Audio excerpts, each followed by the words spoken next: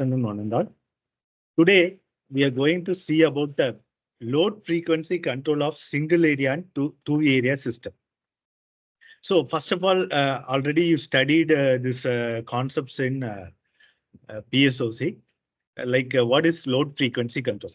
So they say, for example, there is concept called load frequency control and as well as automatic load frequency control. So in automatic load frequency control, what happens is due to the sudden change in the load,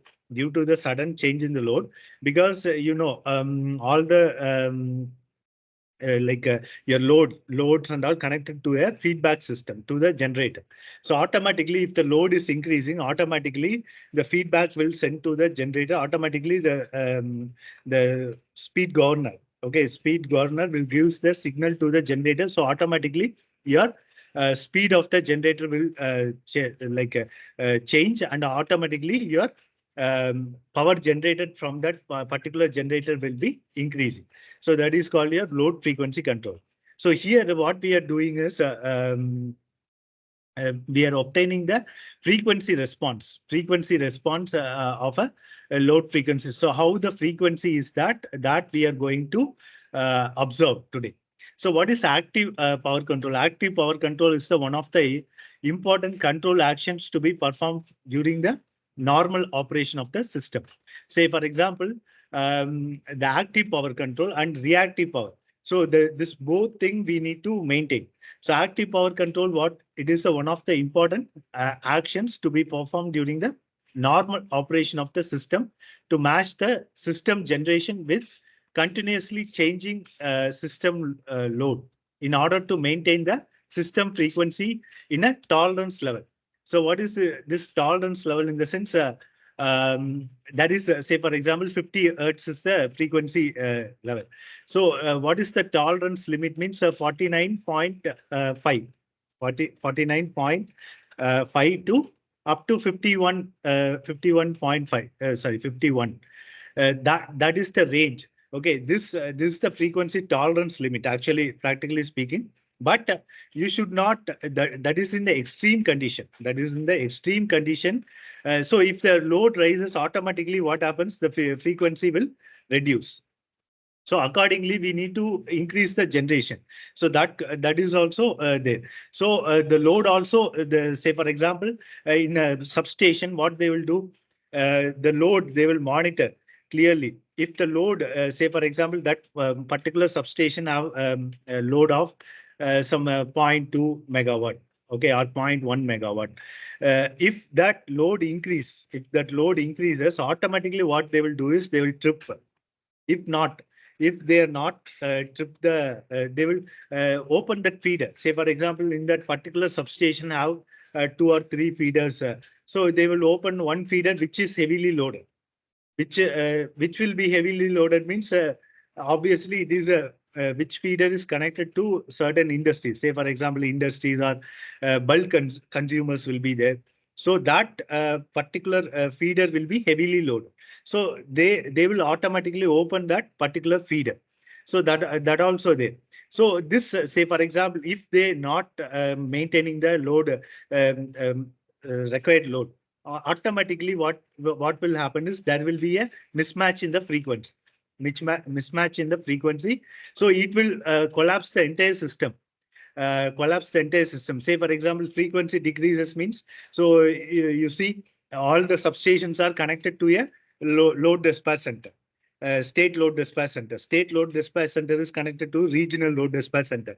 So automatically everything will be collapsed. Even state load dispatch center will collapse.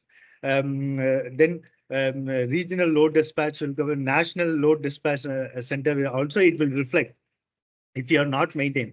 So that case, they will not make the things to happen like this. They will just rectify it in the state load dispatch center itself. Because the state load dispatch center, they will give the time. Say, for example, if you're not maintaining this frequency constant, they will give certain time.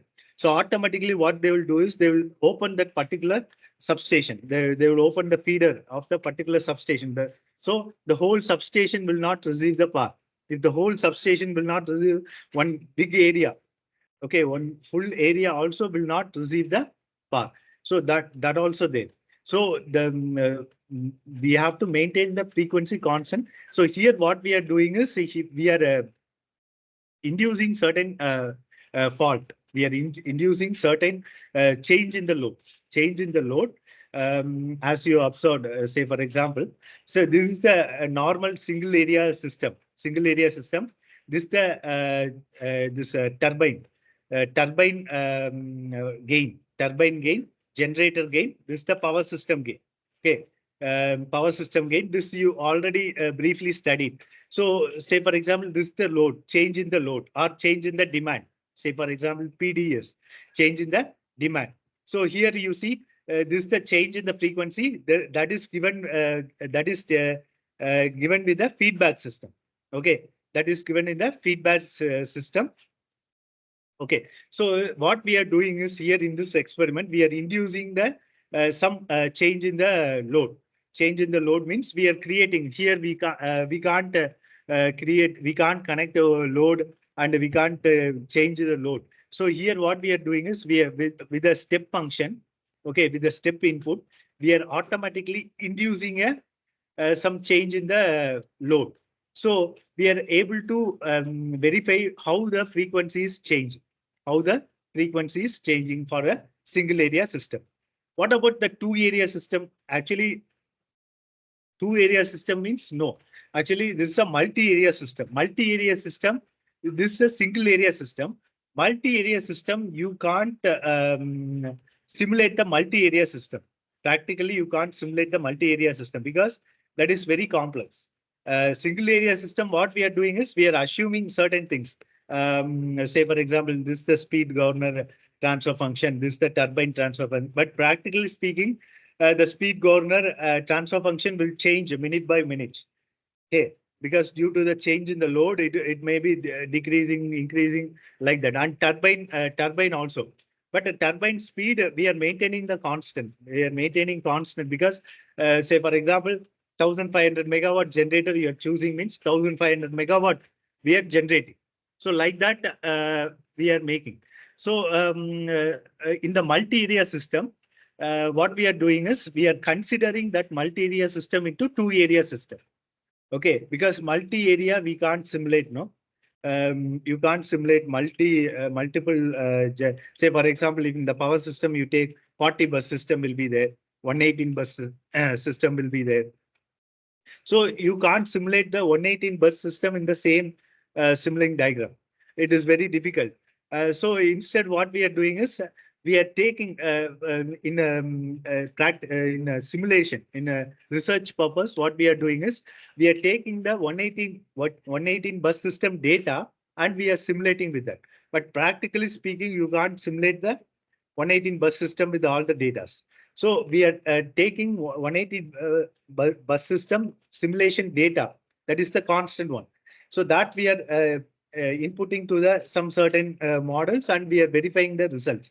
Say for example, any optimization model or fuzzy logic or neural network controller. So we are utilizing some any models to simulate that 118 bus system and all, and to verify what is the what is the input, what is the output, what is the change in the, as we see in the Newton-Raphson Gauss-Seidel method. So the same thing we are here we are doing. So in this model, what we are doing is we are inserting we are taking one step input so that the load is changing. Like that, we are creating a change in the load and we are seeing the output. And here, this is the approximated model. So already you have studied in PSOC approximated model. What we are doing is we are converting. We are making. We are assuming the transfer function as constant. That is one. But practically speaking, say for example, approximated model is nothing but a ideal model, ideal system like that. Okay, but actually it is not. It will not one. It will the transfer function will be changing. Okay, transfer function will be changing. But what we are doing is we are making that to approximate. We are making that to one, and we are simulating and we are seeing the output how the output get changed. Okay, that also we are doing here. These are the three system we are going to simulate in this particular experiment. Okay, so this is the theory. Later on, you can study this in detail. Okay, so here procedure: open the MATLAB model and construct the block diagram as shown in the figure. Run the model and check the output and save the result. Okay, so here we can, we'll analyze the output first, then we'll simulate. So here, this is the frequency response of a single area system. Okay, this is the output of this, this single area system without any thing. Okay, without any, say for example, this is the constant one. Without any, we are not inducing any change in the load like that. So we are making all the things constant. That is a generator gain, turbine gain, and the power system gain. All we are taking some values and we are just simulating it. So this is the normal thing, a normal frequency response. So it is here also you see the frequency response is going to some peak and it is maintaining the constant. And this is the approximated model. So approximated model also there is no any change. Okay, it is going like this. Approximated model, the frequency is going and maintaining the constant. And if you see, this is the frequency response single area load frequency LFC with integral control. So here we are inducing one integral control here, integral control here, and we are analyzing the model, how what might be the change in the system that we are going to analyze. So here you see the frequency. Here also it is stabilizing the frequency and it is maintaining the constant. So we'll see in the MATLAB Simulink model, we'll see all the frequency response, how it is varying like that. So let's move on to the MATLAB Simulink model. Yeah. So here you need to open a new model file. Open new. Actually, here my MATLAB is somewhat slow. Yeah. So if you open new, so you'll get a blank model like this, blank model. So there you need to drag all the components from the Simulink browser. Okay, Simulink browser is there. Here you need to take all the transfer function. Okay, all the transfer function, step input. So everything it came. Actually, here the library browser is there. Here you can search whatever you want. You search. First of all, you drag and drop. So one by one, I'm explaining you. So this transfer function.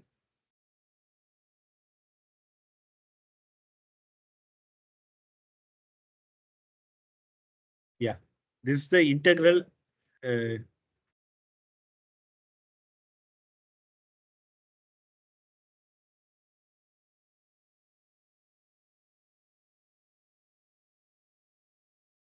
Yeah. So in this, we need to this is the block parameter. Okay, transfer function you need to take, and you can change the name like integral control, whatever you are doing. So one transfer function you need to drag and drop. So in that numerator, what we are taking is minus 0.09. Okay, and the denominator we are taking as 1s, that is yes. Okay, so integral controller we are taking as minus 0.09 divided by yes. Okay, like that we are taking. And here the absolute tolerance we are making to auto. This and all, it will be default. Okay, you no need to change all these things. Just you are giving the numerator coefficients here and denominator coefficients here. Next, we are taking one speed governor model. Okay, speed governor model we are taking. The same thing, numerator coefficient we are taking it as. Actually, this is one of the problem. The same problem we are simulating here. If you see here, Um,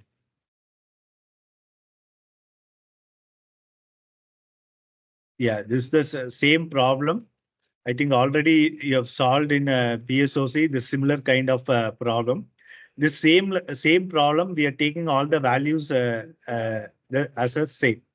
Okay, so here in this speed governor, we are taking the numerator coefficients as 1 and denominator coefficients as 0.4 and 1. That is 0.4s plus 1, like that. Okay, that we are taking as a speed governor. And gain of the turbine, we are taking as 1 divided by 0.5 s plus 1. So denominator coefficient you need to take as 0.1, sorry, 0.5 space 1. So automatically it will be taking the denominator coefficient, that transfer function, that is gain of the turbine. Here load how we are taking is load gain. We are taking this 100 divided by 20s plus 1. 100 divided by 20s plus 1. Okay, it is not a default. So you might have asked one question. So why you need to choose 100 divided by 20 s plus 1? No, you can take any problem of your own and you can simulate. It is not a default one. It is not a golden rule like you need to choose this only this value and you have to observe the frequency. So no. So you can take any problem from your LFC and you can simulate. Okay, nothing wrong in that. So here what we are doing is, yeah. So here the same value here with a different value we are taking 1 divided by 0.4 and 1. Okay, 0.4 s plus 1. Okay, so speed governor, this without integral controller. Without integral controller, that is, yeah, here. Yeah, block diagram, the single area system, no?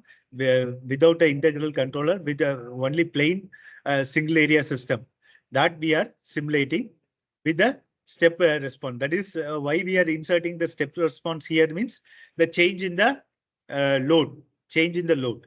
Okay, the change in the load that also I'm just telling you. Yeah, change in the load we are taking as 1, default step time as 1. Okay, step time as 1 and final values we are taking as 0.01, initial value 0. Okay, 0.01, like that we are taking sample time 0 you are taking. This you need to enable. Okay, this is on default. This is all default that you no need of changing anything. Okay, so 1 we are taking initial values 0 and final values as 0.01. I hope you are noting down all these values. Next, here also same thing 1 0 0.01 initial and final values, the same thing we are taking. And here, yeah, without the integral controller we are taking. And here you see this the this attributed, that is this diagram. Yeah, approximated model. Approximated model. Here what we are doing is we are taking all as 1. All like ideal system, all transfer function as 1. Here we are taking 1 divided by 1. Like that we are taking. Okay. Speed governor gain we are taking as 1 1. 1 divided by 1. Turbine gain we are taking the similarly 1 by 1. Like that we are taking. And the same step input, the same one, 0, like that. This and all default we are taking. Okay. So here what we are doing is we have connected via one mux. Okay, mux we are connected. No, there is no any thing like you need to connect like this. You can also connect with the 3 scopes separately and you can analyze. So why I connected here mux because to like integrate all the frequency response into one so that easily we can analyze the output. So for that I have chosen this and this yeah, summing point also you need to choose. Summing point you need to give correctly. Here, this is plus and feedback is minus. Okay. Sometimes if you give feedback as positive, then you will get a different frequency response. Then also you can simulate the frequency response will be different. Okay, because feedback always it should be in the negative, and here also the load here it is the load point. Here also we are giving the correct thing, and here also we are inducing the step input. We are inducing a step input similarly like this. What I'm doing is I'm taking the stop time as some 30 time scale as 30 seconds, like that I'm taking. Then I'm running this prowl. Okay, just press run. Okay, if you press run, you'll get the output like this. Okay, you see this is blue color line is the approximated model. Approximated model. This is the with the integral control. Integral control is good. You see the output. Integral control, even though the frequency is sustaining and maintaining constant here, exactly at zero. This is without integral controller. Without integral controller, you're getting some different frequency and different time. Here also frequency like time is that waveform is frequency waveform is sustaining. Okay, but you see the frequency that is going in different. Say for example, in negative, it is taking some values, and so here exactly at zero. Okay, any disturbance happens also, it needs to sustain with some controller. So that's why we are using a controller, integral controller. Okay, without controller, this is the output. This yellow color is the without controller. Okay, this blue color is the this approximated model. That is, we have kept all gain as 1. No, that so this scale x-axis, this scale is in the time scale with the seconds. This scale is in the frequency. This scale is a frequency. Okay, that you know. So with the that's why we used a multiplexer. Okay, for integrating all the frequency response into one scale. Okay, so without also you can analyze separately also, no issues. That also correct. Okay. I have used one multiplexer for analyzing the output. That's all. Okay, your own wish. That is user defined. You can also create your own Simulink model, and you can simulate this thing. And here the feedback, feedback I missed. Gain, gain I missed. So gain here I am taking this for an integral control. I'm taking the gain as 1/3. Okay, 1/3 gain, and here also the same -1/3. -1/3 I am taking. This is a one problem with the data.